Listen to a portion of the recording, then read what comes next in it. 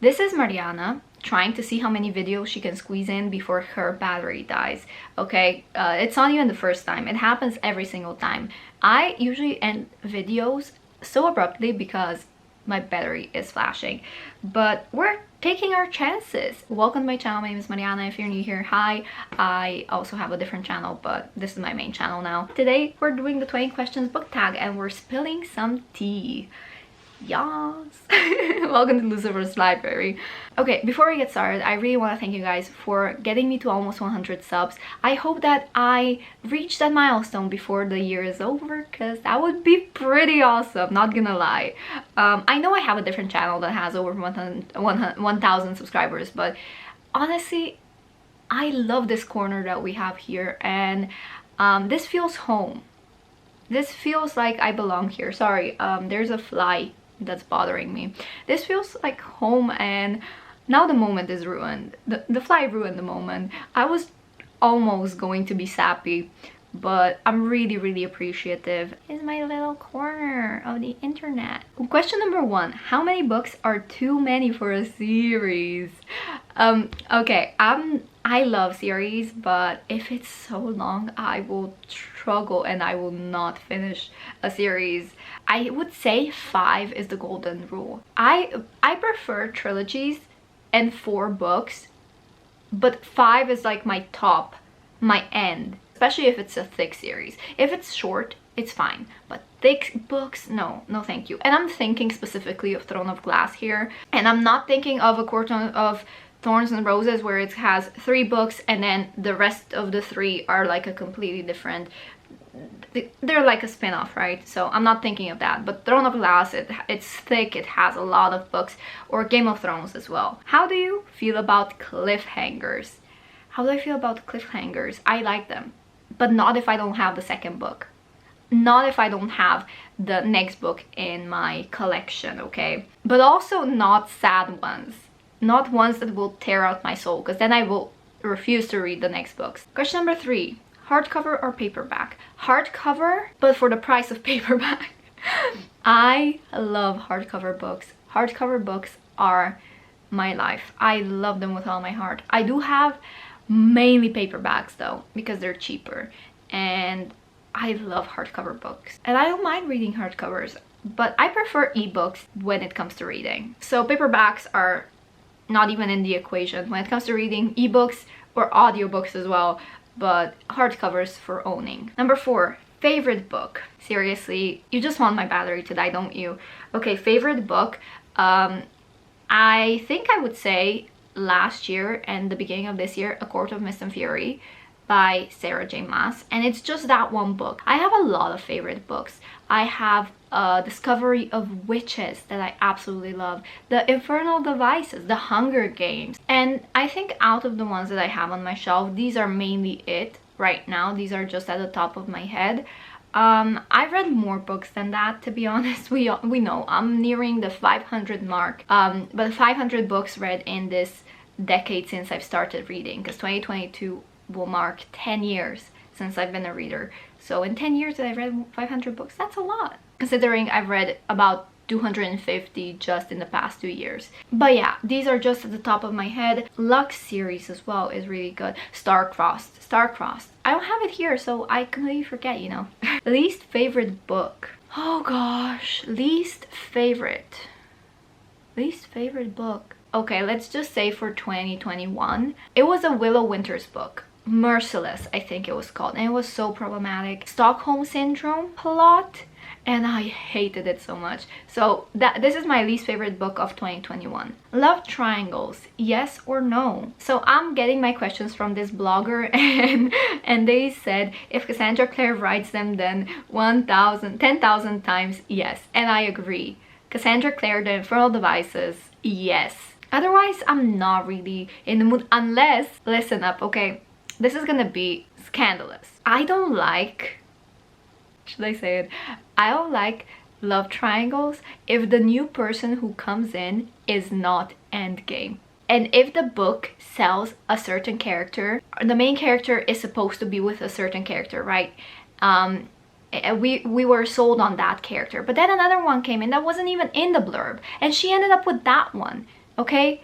And she met both of them around at the same time. But if it's not the character in the blurb, then don't do it. Don't have her settle for another one. I'm not gonna be able to explain it to you unless you've read some of the books, but it depends. Sometimes yes, sometimes no. Question number 7. Most recent book you couldn't finish. Calling me out. Yikes. I can't say this was my most recent, but it's The Girl of Fire and Thorns by Ray Carson. This was a DNF. I got very triggered. This has a lot of mention about food, and if you're struggling with an eating disorder, I would not recommend you to read this book. I could go on a tangent about this book and how the main character is plus size. She's fat. She's a self-proclaimed fat person, and her self-hatred just breaks my heart. So I did hear that it gets better, but apparently this book, according to the reviews, the main character gets better and feels better about herself only after she starts walking and losing weight. So I just decided I'm not gonna, first of all, trigger myself with all the constant mention of food, and second of all, I'm not gonna pick up a book that I know that I won't enjoy. I just wanted a character that falls in love with herself and her flaws and her body and loves herself the way she is. Question number 8. A book you're currently reading. I just finished rereading Clockwork Angel, but I am going to now jump into City of Bones just to see whether the book stands the test of time. However, the reason why I'm rereading that is because I've been saying for years that I want to reread this series and I've never done it, and then it came up in my autumn TBR. Question number 9. Last book you recommended to someone. Kiss the Fae. Wait. Kiss the Fae by Natalia Jaster. I recently finished it and I've just been talking about it on Instagram, how much I loved it, even though the writing was really dense, and if you're not a native English speaker, it's gonna be a little bit hard, especially if you're just starting with English books. But overall, this story and this series is fun enough for me to continue to the second book, and it's been a while since I've been able to say that. Question number 10. Oldest book you've read by publication date. I don't know. The Chronicles of Narnia, or it's Frankenstein by Mary Shelley. I don't know which one was, or it could be Pride and Prejudice, or David Copperfield. So one of these, I don't know, I don't have them at the top of my head. Newest book you've read by publication date. I think it was Perfect Illusion by Claudia Tan. Favorite author. Okay, if you asked me that a while ago, I would have a clear answer, but now I don't really know. A while ago, my favorite authors would be Cassandra Clare, Julie Kagawa, Sarah J. Maas, Rick Riordan, Rochelle Mead, Marissa Meyer. There's a lot of authors, but I no longer have a favorite author.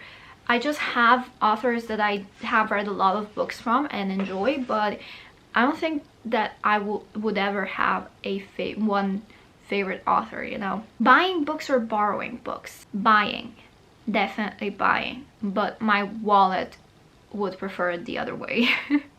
Question number 14. A book you dislike that everyone seems to love. I mean, I'm sure there's a lot of books that I've... Rhapsodic by Laura Thalassa. I got my reading journal. Northanger Abbey by Jane Austen. Paranormal by Kirsten White was also a popular one. Game of Thrones. I didn't see the appeal in the first book. The Priory of the Orange Tree was really slow. Aragon was also a DNF. Two Can Keep a Secret. Oh, okay, I've got one. Neon Gods. That book was a 2-star read and I was being generous.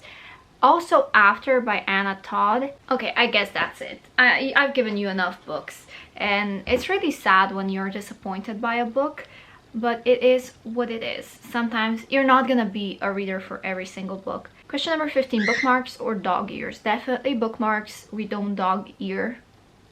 We used to when we were little, but no way. I have way too many bookmarks that are just waiting to be used, and no.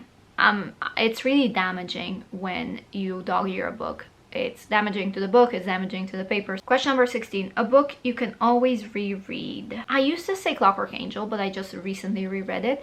and I don't think that it would be a reread again. Discovery of Witches is a book that I will always return to. I love it so much. Question number 17. Can you read while listening to music? It depends. If it's a movie soundtrack, then yes. But if it's anything that has like lyrics, I would rather have silence. Question number 18. One point of view or multiple? One, definitely one. I hate books with multiple point of views. It takes away from my enjoyment, because I don't like to know what the other person is thinking unless they are at different parts of the world and they're not, like in romance books. I hate dual point of views. Question number 19. Do you read a book in one sitting or over multiple days? It depends how thick the book is and also how good it is. If it's really good, I will be reading it until I finish it. If it's really thick and it's really good, I'll read it in like 2 days. And the last question is, who do you tag?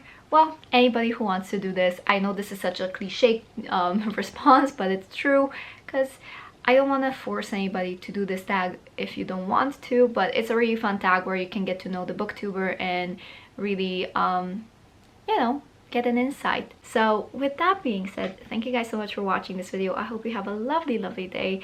Subscribe to my channel for more videos like this, and I will see you next time. Bye.